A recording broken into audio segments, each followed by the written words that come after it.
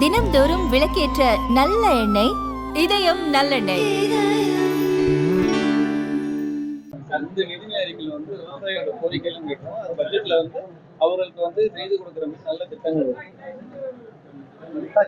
மாம்பழ கூழ் தொழிற்சாலை வேணுன்றது வேலூர் மாவட்ட விவசாயிகளுடைய பிரதான கோரிக்கைகள் ஒண்ணு. கடந்த 5 ஆண்டு கால ஆட்சியிலிருந்து தொடர் போராட்டத்தை அவங்க முன்னெடுத்திருக்காங்க. லாஸ்ட் இயர் பாத்தீங்கன்னா கூட நிறைய டன் கணக்கான மாம்பழங்களை கொட்டி விவசாயிங்க நஷ்டத்தை சந்திச்சாங்க. வேலூர் மாவட்டத்திற்கு மாம்பழ கூழ் தொழிற்சாலை கொண்டு வருவதற்கான நடவடிக்கை இந்த நிதிநிலை அறிக்கை இந்த பட்ஜெட்ல அறிவிக்கிறதுக்கான வாய்ப்புகள் உண்டா? விவசாயிகள் மாம்பழ கூழ் ஃபேக்டரி கேட்டிருக்காங்க. இன்னைக்கு அவங்க பல்வேறு கோரிக்கைகள் பல விவசாயிகள் சொல்லியிருக்காங்க. அது சம்பந்தமா நாங்க இன்னும் 2 நாட்கள் அடுத்த விவசாய சிஎம் மீட்டிங்லாம் இருக்கு. எங்களோட செக்ரட்டரிஸ் எல்லாரும் சேர்ந்து ஆலோசனை செய்து அதுக்கான நடவடிக்கை சிஎம் மூலியமா அறிவிக்கிறோம். அதே தமிழ்நாட்டுல பால் கொள்முதல் குறைவா இருக்குது. இன்னைக்கு பிரைவேட் கார்ஸோட ரேட் ஏற்றிருக்காங்க.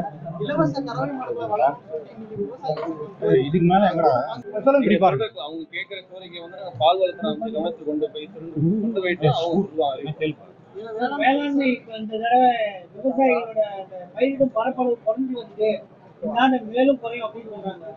அது என்ன காரணம் நினைக்கிறீங்க? இல்ல சார், அதுக்குதான் நாங்க ஆய்வு செய்துகிட்டு இருக்கோம். சம்பந்தப்பட்ட அதிகாரிகளும் சேர்ந்து ஆய்வு செய்து கொண்டிருக்கோம்.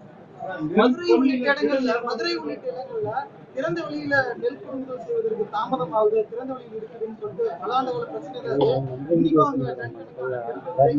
உடனடி தீர்வு நடவடிக்கை இல்ல. அது நீங்க பாத்தீங்கன்னா இப்ப நெல் பல வருஷ பிரச்சனையாக இருந்துட்டு தான் இருக்கு. இப்ப நாங்க ஆட்சிக்கு வந்திருக்கோம். இந்த பிரச்சனைகள் இனிமே வரக்கூடாதுன்னு சொல்லிட்டு பல்வேறு இடங்களில் அந்த நெல்லை அடைக்கிறதுக்கான வழிவகை செய்து கொண்டிருக்கோம்.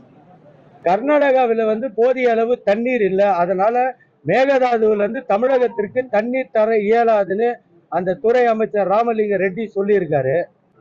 இப்போ அந்த அந்த டெல்டா விவசாயிகள் நீர் பாசனத்துக்கு முக்கியமானது அது மேகதாது தண்ணீர். அதற்கான மாற்று இப்ப கர்நாடகா தண்ணி தர மாட்டேன்னு சொல்றாரு மினிஸ்டர்.